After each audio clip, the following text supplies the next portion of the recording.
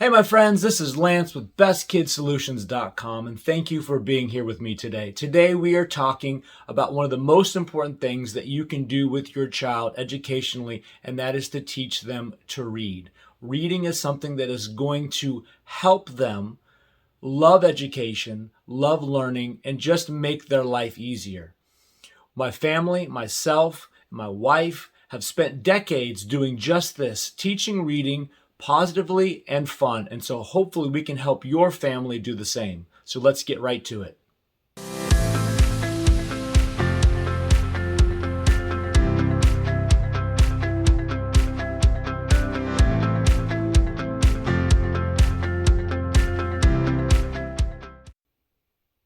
All right, my friends, let's get into how to teach your child to read. But before I do that, I want to kind of give you some things that we have learned over the years that really does make a big difference when it comes to helping your child learn to read. But before we start doing that, we have to remember that reading and teaching your child to read is not a sprint. It is a marathon. This is something that happens over a long period of time. And the sooner that you start with this, the better.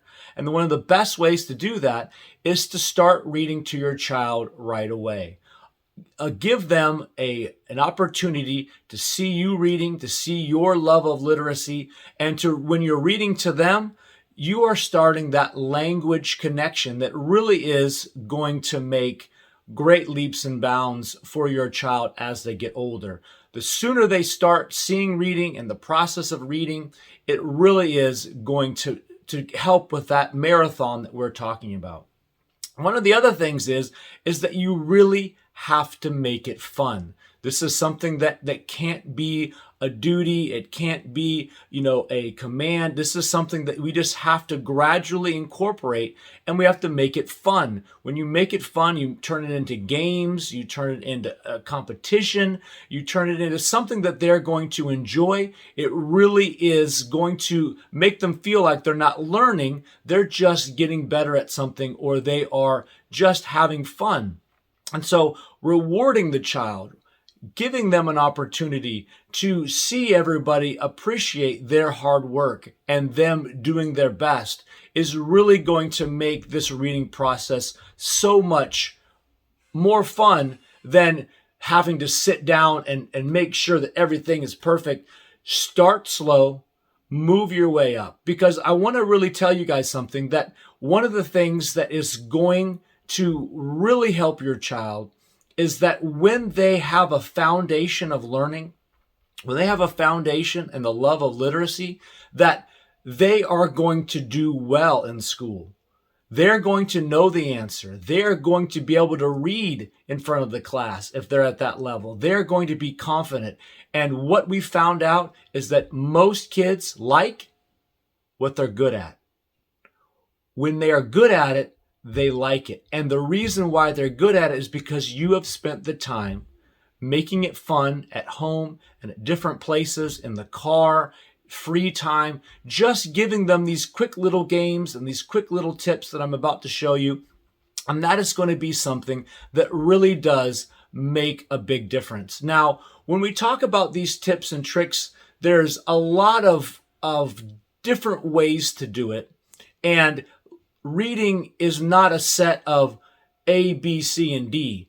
It really is a conglomeration of a lot of different tips and tricks and instruction that you can do at any time. Meaning you don't have to do one first and the other. You can kind of combine these and move these around. And that was one thing that my wife and I really had a long discussion about, because she teaches special needs students, struggling readers, and that was one of the things that she said, was that a lot of times it's not in an IKEA instruction manual, A and then B and then C and then 1, 2, 3.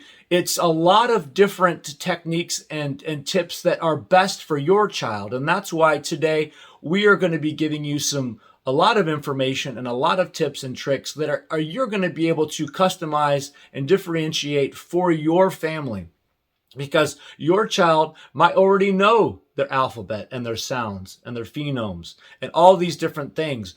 Maybe they don't. And so you can take these and rearrange them and do what's best for your child. So we're going to get into step number 1 right now.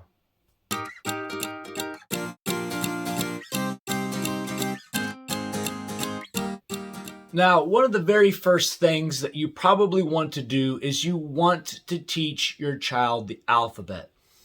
Now, this seems super simple, but this is fairly exhaustive and it does take a long time.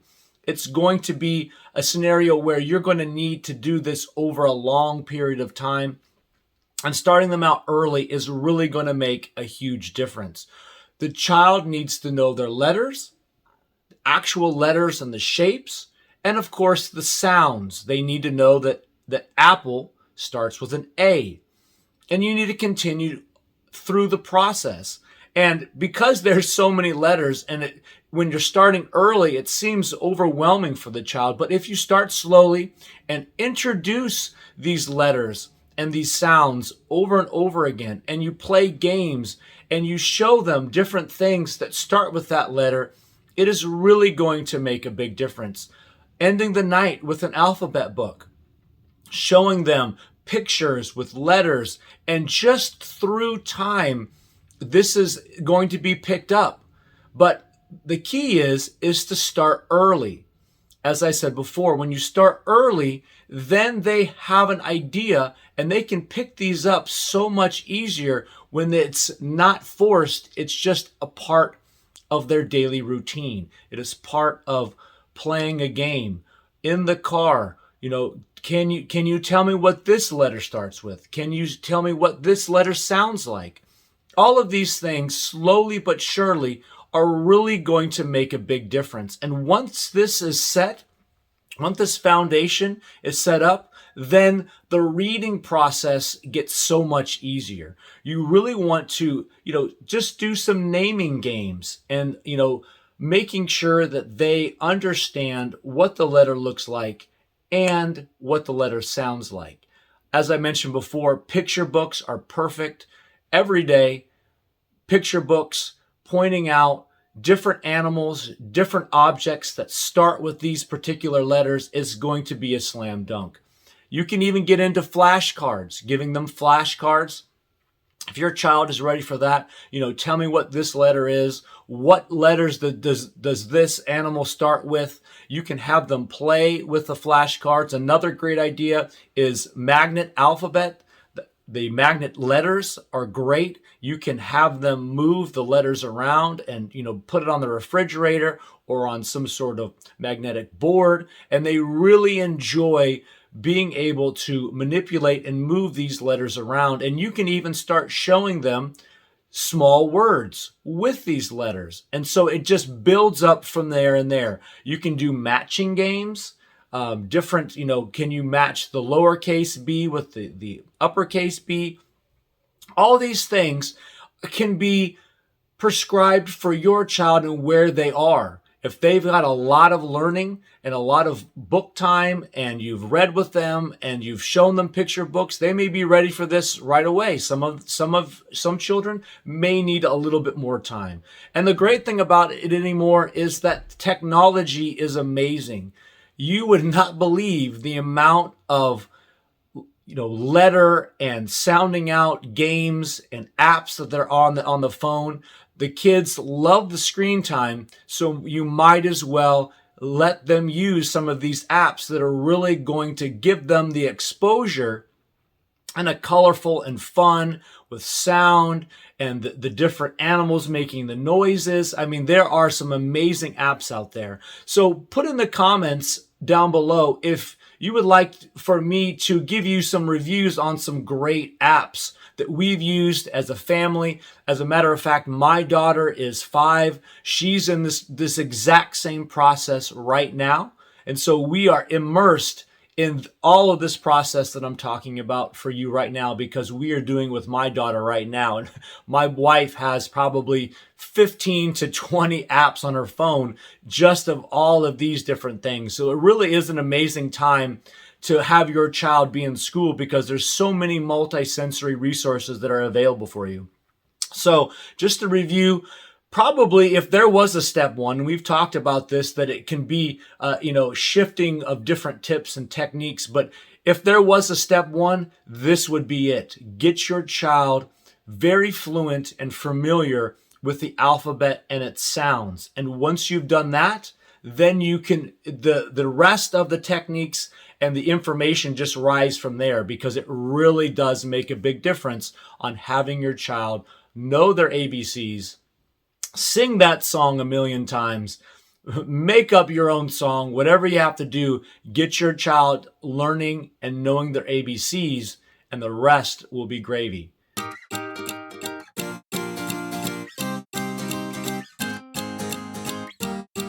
So let's get into the next step. So the next step is to teach your child phonics or phonemic awareness. Now, it's funny, as an educator, and I taught third grade for years, and my wife has taught special needs and struggling readers for as long as I can remember. And it's funny because we both see the same cycle over and over again. We've always started with phonics, and then something changes, somebody tries to reinvent the wheel, but it all comes right back to phonics again. And the people who are in the trenches a lot of times understand that the children just have to know how to sound out these words and to use their phonemic awareness to be able to manipulate these letters and to help them become excellent readers. So that is the next step. If there was a next step, is to do that. Now, what phonics is, it's basically using the letter sounds to code a word or sound out a word. And the phonemes are actually the sound of the letter, just to kind of give you an idea of what's going on. Now, when helping with phonics, you want to be able to allow them to blend and putting the words together to actually make a word. When you're blending, when you're doing the b-a-t, when you're doing the bat, that is blending the words together and using the phonics and the phonemes to create a word in itself. And you start small and you move your way up. This is something that really is going to make a big difference. And once again, it's going to take some time, and it's going to take some fun and some games, and doing these things that are going to allow your child to get comfortable sounding these words out and decoding these words and helping them understand that these phonemes, these letters and these sounds make up words. And that is going to allow them to start reading. They can see a group of letters, put them together to make a word. And when you see them are able to sound these words out, and they realize that the C, the A, and the T spell cat, it is their eyes light up and they feel like geniuses. And they are, because they're starting the process of being an amazing reader. And there's also different strategies that you can use as well. Obviously, most of the books under the CAT or above it have a cat. So they can start associating these letters with the picture, and we start getting multisensory. And that is something that really is going to be beneficial. Now, great ways to help with this is, of course, you can use flashcards that have these letters broken down with the picture. And so that they can see the CA, the T, the MA, and the T, the MAT, going through all these processes, and being able to use some of these flashcards and these visual representations of these pictures and different things is really going to make a big difference. As I mentioned before, letter magnets are amazing. Being able to put these different letters together, they can kind of see how it works in real time, in 3D, and it really makes a big difference. Also, another great thing that works is getting your child multisensory, as I said before, kinesthetically, allowing them to use their motion and being able to see some of these words themselves through, let's say, sand or through shaving cream. They can make their own letters through the sand and or through the shaving cream, so they can see that themselves. Now they get the sense, the touch of the grittiness of the sand or the smoothness of the shaving cream, along with visually being able to see it. And then, of course, when they say it, they also are going to help with the audio learning as well. Auditory learning is going to, so you're going to get multiple different multisensory techniques in one little activity that really is going to help solidify in their little brain that the C, the A, and the T are going to be, it's going to be cat. And they're going to be able to allow all their senses to be able to help them with that. And that's going to help them learn how to do some of these phonics techniques. Other things you can do is explore digraphs, something that's going to be a little bit more advanced technique. They're going to have to understand that, let's say once they get out of the C, A, and the T, that when they see the word thumb, that it's not going to be the and of course the B is silent. There's all kinds of different things, but allow them to understand that there are going to be some digraphs there that are going to make different sounds, like in ship.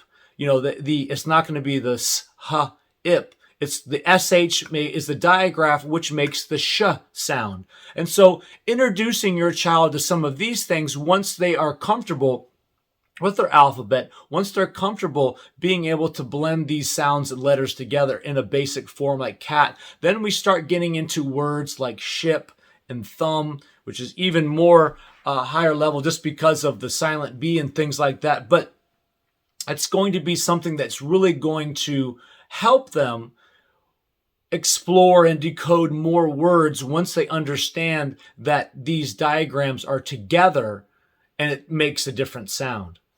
Another thing that's crucial is, and this is really the crux of phonemic awareness, is manipulating the sounds, manipulating the letters around to help them realize that when you move the letters around, it makes different words. A great example, and we do this with our child in the car all the time, is we ask our daughter, okay, so if you have the word cat and you change the C to a B, what word does that come up with? And now in their little mind, they're thinking, okay, so it was cat, but then I know that the B in B is going to change the word, so now I have bat. And so it's something that through time, they realize they can manipulate the letters to allow them to make their own word, to make a new word. And that is something that is really amazing to their little minds, that they can change just one letter and make it a completely different word. And that is something that through practice that they can do. When you start demonstrating some of these word manipulations, it really does solidify for their little mind that they can have control and understand what these words mean based upon the phonics and their phonemic awareness. Guys, the same thing goes with the alphabet. There are so many different activities that you can do to help with this. It is off the charts. I mean, when it comes to, different worksheets, when it comes to different apps and computer games, books, flashcards, there are 1,000 things that you can do. And it really just depends. I mean, you can make up your own things. Some of the, great things you can do that we've done is, writing letters on little cups and allowing them to move them around. So they can see that the C in cat, when you change take away the C cup and you put the B cup there, now it's bat.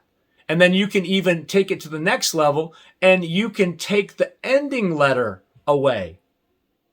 And so now when you put the C, A, and the T, you take the T away and you put the B at the end, now it's cab.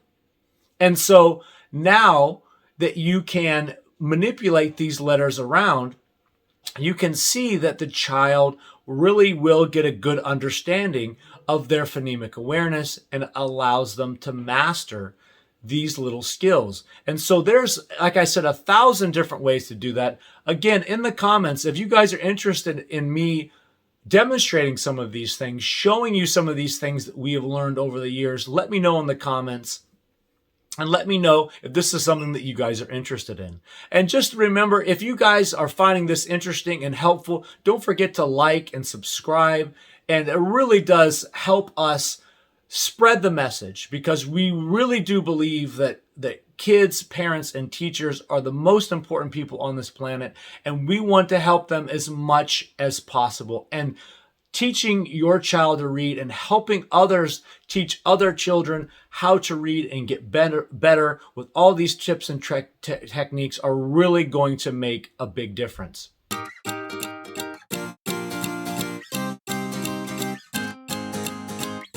Okay, so the next step is going to be helping your student, or in this case, your child, with sight words. Now, sight words are words that they really can't sound out. And once they get to this certain level where they realize that they're amazing at sounding out cat and mat and bat and all these things, and they can decode all these letters and making new words, they eventually get to a situation where they cannot sound these letters out. And they could get frustrated if they don't understand the importance of sight words. You know, sight words are words like do and girl, look, things of these natures. We also have was, for, now, said. Some of these things that are they are in these lower level books for younger readers, but they can't sound them out. And so by being able to teach them these sight words, it really is going to make their love of reading grow, because they can read fluently. They can read without having to stop as much because they know these words already. Now, this is something that you can do beforehand. I mean, this is something that you can kind of jump back and forth before you teach them phonics, or introduce that to them, let them know that there's some words that can't be sounded out, and that these are some of these words. That's going to help them as they go through and start reading different books that are a little higher levels, that there's possible that they couldn't do that. So this is one of the reasons why we say that you can kind of critique it and prescribe what's best for your child as they go through their learning process. And so being able to help your child with these sight words is really going to be a big difference. Now, the way we do sight words a lot of times can be very difficult for visual learners, because most of the time it's just word lists. You have word lists like this that they go through, and it really is helpful for them to memorize them, but sometimes the kids need a little bit more. And so that's why we always say that if your child is better kinetically, they like to move and feel, they're a textual learner, if they're auditory learners, then there's more ways than just reading lists. One of the things that we use a lot in our district is a gentleman by the name of Jack Hartman. He does all types of YouTube videos and videos that help with sight words and phonics and everything. And they're colorful, and they're dancing and they're singing. And this is a great way to help your child with sight words, or really in any part of this process. It really does make a big difference. Of course, you can do this traditional, I should say, word list. That's kind of fun too, because they kind of see it as like a competition. You know, a lot of times it's list 1, list 2, list 3. Like, oh, how many lists can you do? Like, oh, I can do all 6 lists, or I can do this many lists. And so that can be fun as well.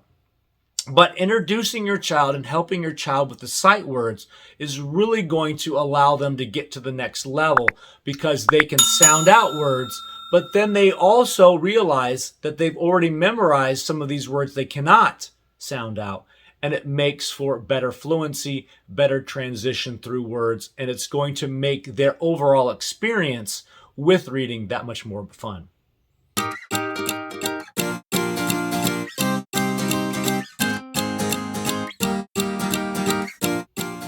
Okay, another great strategy to do, and this kind of encompasses all of the strategies together, is to really make a lot of these activities as multisensory as possible. One of the things that we've learned over the years that just showing the child only helps with one part of learning. Just listening is one part. As you can see, we try to do our best to show and to have them listen to different activities. But there's so many other multisensory activities that you can do. And when you create multisensories, all of this, the sensory learning, it really does make a big difference. And of course, studies have proven time and time again that some people are better learners visually or auditorily. Some kids need to move in order to do that. Some kids need to feel it. And so there are all kinds of different multisensory techniques that you can do, whether it be with the alphabet, whether it be with phonics, whether it be with the sight words, whether it be interactively teaching different lessons when it comes to reading. One of the great things that we have come up with over the years is that some kids just do better in the beginning listening to the books. And that seems odd, but when kids are auditory learners, when they hear it, something about the language and the words and just the overall encompassing actions of reading is better for them to listen. And so if your child is struggling with something, if they're struggling with the flashcards or they're struggling with maybe too much sensory with the videos, having them just listen sometimes is important. Sometimes kids, like I said, need to use the sand or the shaving cream. Some kids even do great with sandpaper letters, being able to feel it.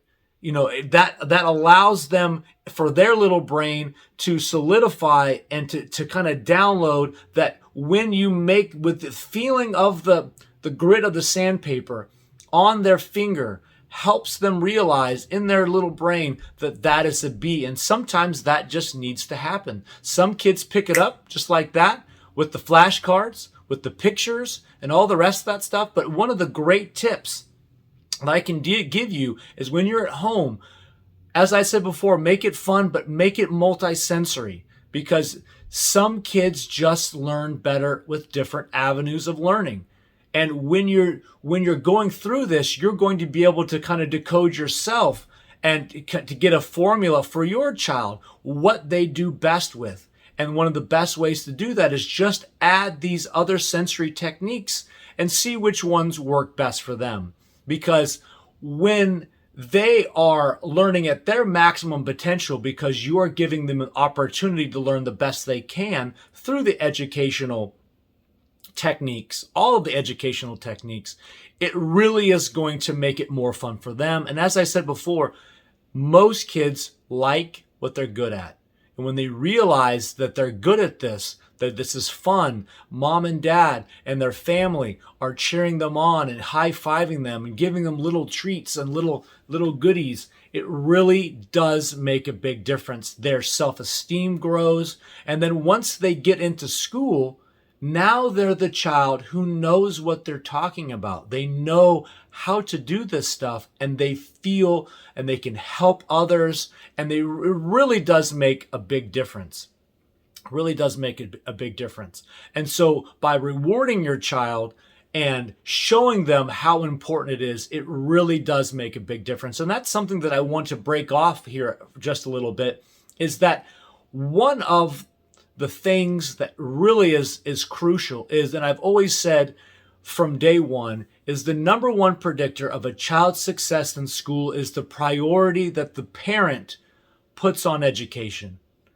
When they see that this is important to you through modeling, it will be important to them. When they realize that this is something that you're willing to take your time with as a parent or a family member, they realize that this is important and that they are also going to see that as important. And that is just going to set a foundation for the love of learning and success throughout their whole life. That is just a crucial thing that you can be doing. So by doing these techniques, subconsciously, you are showing your child that you believe that education is important, that you believe in them, that you are taking the time to spend your time with them and that they are important. And that really does, just that particular part of the whole process is worth $1 zillion right there. Because even if they're struggling, if they're having a hard time with their reading,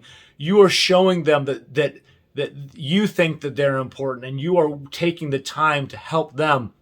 And that is just absolutely crucial. And I think that is, at the very least, going through this process, you're going to be able to accomplish that. And that in itself is amazing.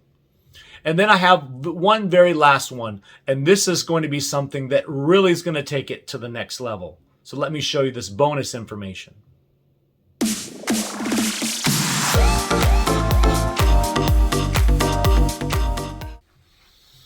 Okay, so this is the bonus material that I was talking about. And this is really something that is going to take their learning to the next level. And especially if the child is struggling, or even if they're not. But this is going to be something that really does, as I mentioned before, use the most scientific information that we can to help your child be an amazing reader. And this is using crossing the midline technology or strategies. And what that means is that we have a line right down the center of our body. And when we cross the midline, we are now using both sections of our brain. Because when we do so, when we cross that, we are now telling our brain that we have crossed this section and the hemispheres of the brain, and now we are starting to incorporate both of these hemispheres, both the sides of the brain, and it's really going to make a big difference when it comes to learning. Now, a lot of the times we use this with babies because at that particular point in time in their life, that they haven't, their brain hasn't really decided a dominant spot. And so by able to use these cross line or across the midline techniques, you're starting to incorporate and making your brain start making these decisions. Many times we are, right brain dominant or left brain dominant. But by using these crossing the midline techniques as a baby, you are now allowing them to use both sides and starting that process. And so by doing so, we can also use that same techniques or use those same techniques in reading. And so what we can do is we can have the child do techniques that are going to help incorporate both sides of the brain. And this really is going to help the student get this short-term information into their long-term memory. And that is something that really makes a big difference. And it seems so simple, but it is so scientific and so true to be able to allow both sides of the brain to work on a process that is going to make their learning more beneficial. And some of these things are, like I said, very simple. What you do is you have the child use their right arm and cross it over their midline, and then they can do simple phonics, and they can do C, A, T, cat. And as you can see, they've crossed the midline. Now they're visually looking at a word. They're breaking it down. They're decoding it into their phonics and their phonemes, and they're doing C, A, T, cat. See, so now they're in the process of being able to decode the word, but also using both hemispheres of the brain. And then you can switch and you can do B, A, T, bat. And so now, once again, we have crossed the midline, and now we are using our kinetic learning as well. We are using our visual learning from the word on the board or in the book, and we are doing our auditory learning, B-A-T, and we are now incorporating both hemispheres of the brain, and now we are helping the child take the short-term information that they are learning and hopefully making that into a long-term gain. You can also do these with magnetic letters. You can have them, the letters over here on the right or the left, and you can have them cross the midline and make C, A, T. Just like that. Now they're crossing the midline, and now they are making letters. They're sounding the letters out, and they can switch the letters. Now that you can make it a B, A, T on the other side, crossing the midline. And so this is something that a lot of people do not have the knowledge of, that really is just a simple, basic technique. But because of this information that we have about the hemispheres and the midline, that just this one little motion of crossing the midline can make a huge difference with beginning readers, struggling readers that just need a little extra something that is going to make the time that you're spending with them just that much more beneficial. And so that was the little bonus tip. If, once again, if this is something that you would like more information about, we can definitely do that. We can make a video about how to use the midline techniques to help with reading. There's so many different amazing things that you can do. This is just the drop in the bucket, as they say. There are so many different things that you can do. We are just trying to give you the most beneficial, like I said, the meat and potatoes of the things to allow you to start the process with your child. And we all know that some of the hardest thing about anything is just getting started. And so now you know how to get started. You know to start with your alphabet. Get that down pat. Start, mix in some phonics and some blends and some digraphs. Get that multisensory tools out there. Get some of those beneficial apps to really help them. Just keep the process going. Using some of these more scientific techniques like the midline cross. All of these things are going to be just one more thing that is going to make your child's life more successful because you have taken the time to help them. So once again, thank you so very much for watching. We appreciate what you're doing for our world as parents. You are the child's first teacher. You are their first teacher, and by you having the knowledge to help them in this manner, you're making your teacher's life a lot better. And even more so than that, your child's life so much better, so much easier, and they're going to love school. They're going to love reading because they're already good at it. They love it because they're good at it. They can talk about it. They can help people with it. And this is going to be something that really changes their life, because when you have a great reader, the bounds are limitless. The roads can go in any direction. And so I hope this helped you.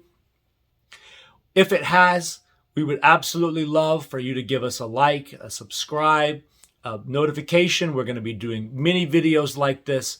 And once again, if there's something that you would like for me to continue on, or if there's something that's happening in your life or your family's life when it comes to education or it comes to parenting, leave it down below and I would be more than happy to make a video for you guys. Once again, thank you so very much, and we'll see you in the next video.